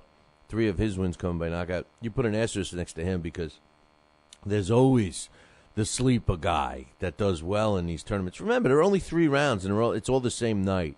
So the guy that can stay clean, meaning, not get cut or something like that, and the guy that's in good shape that can pick up where he left off. Now, remember something. When you're getting ready to fight, you loosen up, you build up a little sweat, and you go out there, and you get your muscles all ready to roll and everything else, and you fight. Then when you cool down, your muscles kind of go into that, not ready to fight again. They're cooled down. I mean, when you and this is a good question I'm asking myself. Normally when you train for a fight, you do everything like the fight. You train. Some fighters, train. 4-minute rounds with a 30-second break, to try to get themselves more, or 3-minute rounds with a 30-second break instead of a minute, so that they learn to recover quicker, and then during fight night or whatever. But I wonder if the fighters fighting for the prize fighter actually train real hard, and then take half hour off, like sit around for a half hour, and then go back and start hitting the bag again. Because that's what would emulate what takes place at these tournaments. You're not going from fight to fight to fight. It's not like an amateur event where you're going to go from one fight to the next. And I don't mean the same fighter, but it's not bam, bam, bam. So that's going to be interesting. So you got Audley Harrison, Martin Rogan, Ian Lewison, Travis Walker, who is trying to resurrect his career. At one time, before he fought Chris Arreola, I think he only had 1 or 2 losses. Now he's 39 wins, 8 losses, and a draw. 31 coming by knockout. Albert Sosnowski, former title challenger, 47 wins, 5 losses, 2 draws, came out of nowhere, but he's a quality fighter. Timo Hoffman, who is a guy that I think is a bit overrated. But 40 wins, 7 losses, and 2 draws, 23 knockouts. He's a big guy. Claus Bertino, 15 wins, 4 losses, 18 by knockout. And my man from Long Island, Derek Rossi, managed to get into this one. 26 wins, 5 losses, and a draw. We'll see what happens with these guys now. I think we got a couple of other fights that are going to be taking place that night, like Tom Stalker, who was one of the 2012 European, or I should say English Olympians. He's going to be making his pro debut on the card. So, and Wealth TV is going to be broadcasting that. Did you catch Canelo Alvarez tweeting that his fight on May 4th will be against Austin Trout? I haven't seen an official announcement on that yet, but if it is true, I like it. Billy C likes it. I like it because if Canelo gets by Austin Trout, you got to give him credit. Austin Trout is a very underrated fighter, man. Very underrated fighter, and I think that Canelo is going to be in for a surprise that night. Canelo hasn't fought, in my opinion, a legitimate, and don't get me wrong, he's fought legitimate opposition, but not Austin Trout. And although I don't think Austin Trout is, the world's best, I just think that it's going to be by far, the toughest fight that Canelo Alvarez has ever been in against the best opponent. So if Canelo gets out of that one, we got to give him fight. We got to give him credit. It's a real fight, a real guy in his own weight class, with a belt, and it's going to be a real fight for Canelo. And should he beat and dominate Austin Trout, you will not see Floyd fight him. You won't. Frank Warren made a statement that just hit the news just as we were coming on the air, at least here. It's obviously over in England. Basically, it reads like this. The U.S. Court of Appeals for the Second Council on Friday, February 15th, dismissed the appeal by Straight Out Promotions, LLC, and Christopher Webb against the previous dismissal of their claims against Frank Warren and others over the sale of foreign TV rights to the fight between Mike Tyson and Danny Williams. The U.S. District Court for the Southern District of New York had previously also dismissed a claim by Mike Tyson's estate in bankruptcy against Mr. Warren and others over the sale of such rights. Warren said today, that he was delighted to receive the confirmation that neither Tyson nor Straight Out Promotions and Christopher Webb had any claim against him, and that the United States courts had accepted that he had no liability to any of them. Warren added that he would like to thank his attorney, special in the appeal, Howard Krasiak. So, there you have it. Everybody tried to point the finger, and Frank Warren is out of the hot water, and he was in some hot water. He was definitely in some trouble. And speaking about trouble, this story is I don't know how to feel about it, to be honest with you. You had a fighter. His name is Graham Brett. Now, he's 50 years old now, and he's a former fighter and everything else. And the way the story goes is that he was drinking with I don't know if this guy was his friend or not, but his name was Neil Hanna, and he was 49 years old. He was an Australian fighter, and I mean an Australian person. Big guy, but he was known as the Gentle Giant, and there was actually some photos of these two. And Graham Brett, physically looks like a fighter. He looks like what Tony Treem would call a pug, and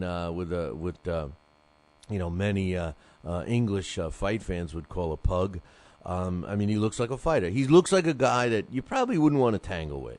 You shouldn't always judge a book by its cover, but if you see a guy like this, especially in a bar or a pub, if they call them bars, pubs in England, and he's drunk, unless you got to really defend yourself, and because it's either that or get beat up or whatever, you're not going to look for trouble against a guy that looks like him. If you saw pictures of Neil Hanna, he looked like a happy-go-lucky drunk to me. He looked like a guy that clearly wasn't in the same shape. He was a heavy-set guy. Looked like he liked his brew, but he didn't look like any kind of dangerous person by any stretch of the imagination. And apparently, the way the story goes is that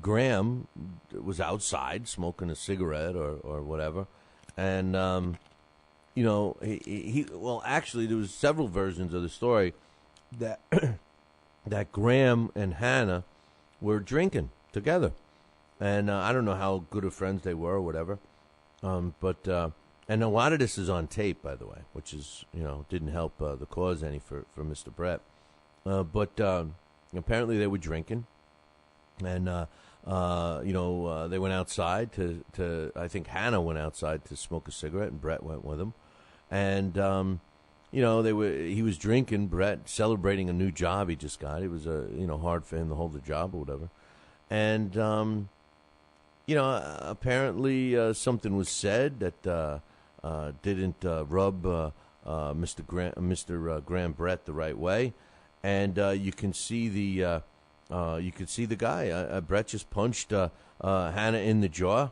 outside the Greyhound pub in Plimlico, and down went Mr. Hannah, hit the sidewalk, and Graham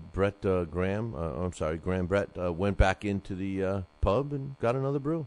Give me another pint, set me up. And what happened was they took him to the hospital. They took Hannah to the hospital, and they discovered bleeding on the brain, and he died.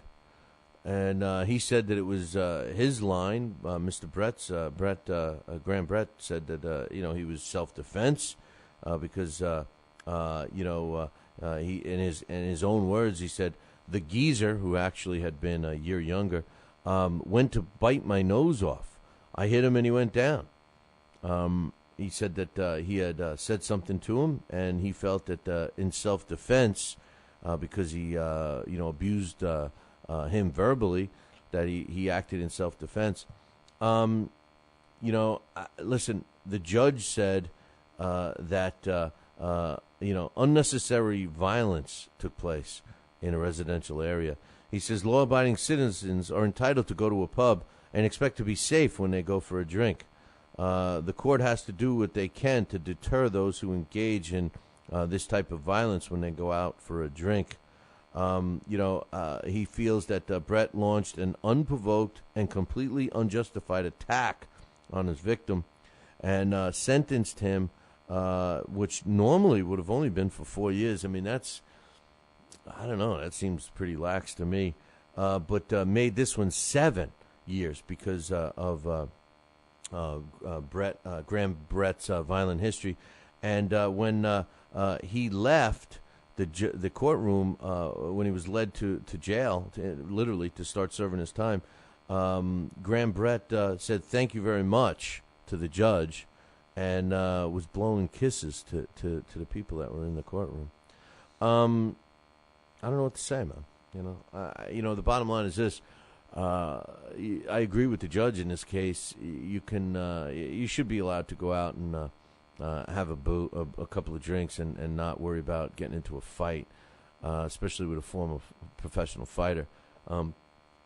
Graham Brett had a history of alcohol issues. Was a mean drunk, I guess, and according to several different witnesses in this case, had been banned from a lot of local pubs and everything else.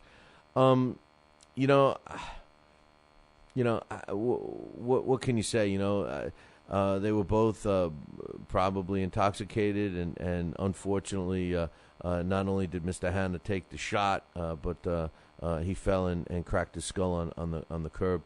Although the original sentence was only supposed to be 4 years, and the judge handed him 7, in my opinion, that's pretty lenient.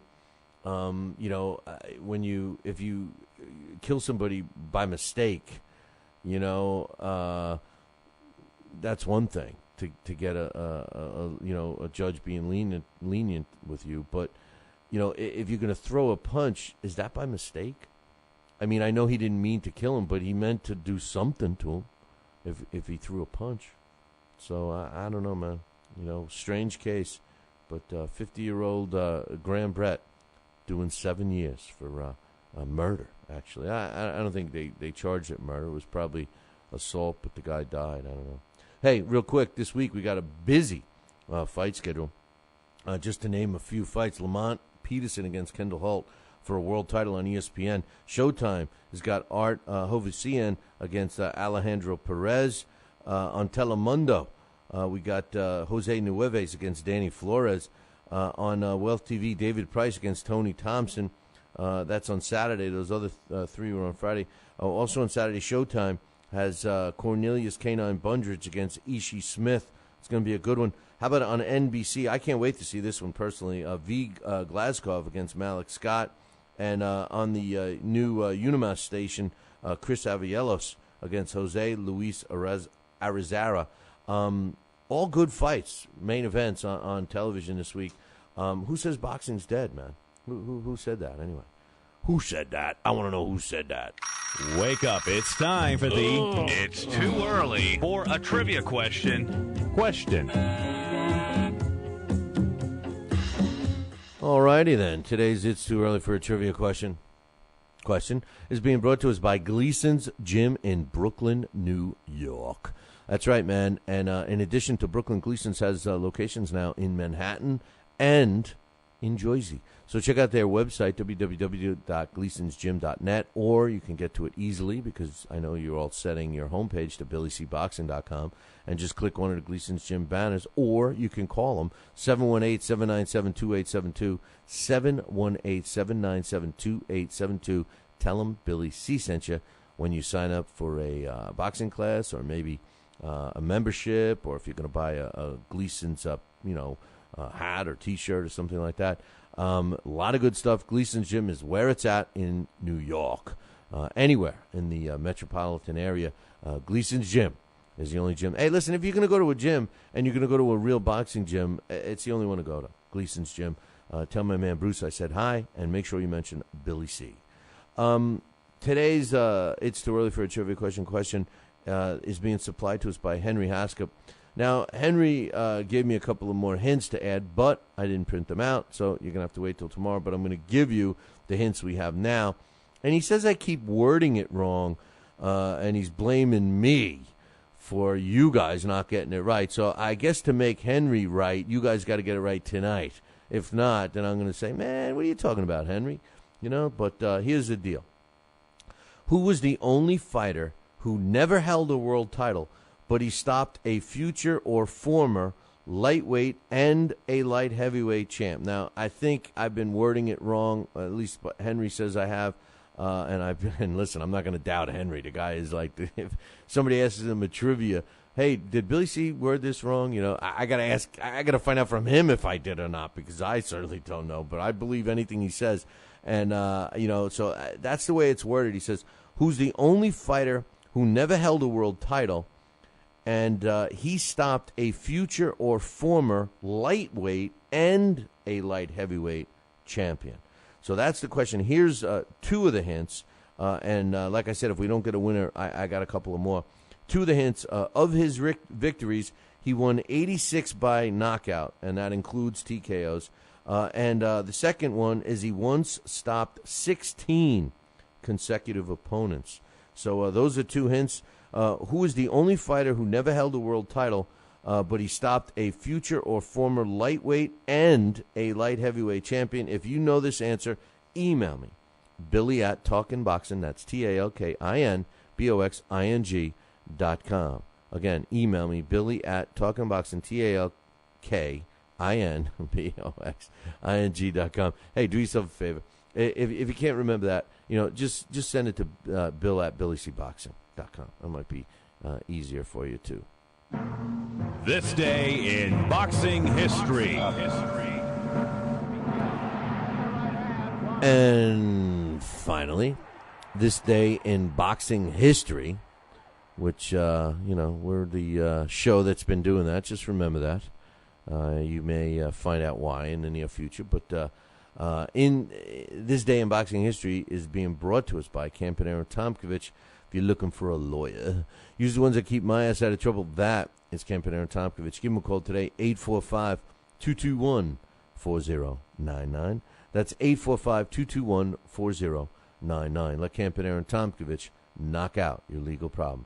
On this day, February 19th in 1978, Freddie Castillo knocks out Luis Estaba in the 14th round to win the WBC World Junior Flyweight title, and that took place on this day, February 19th in 1978 in Caracas. Hey, man, that concludes our show for today. It's great to have a day off and be back into the swing, and we'll be back tomorrow. I do have one other thing to say. You know what it is?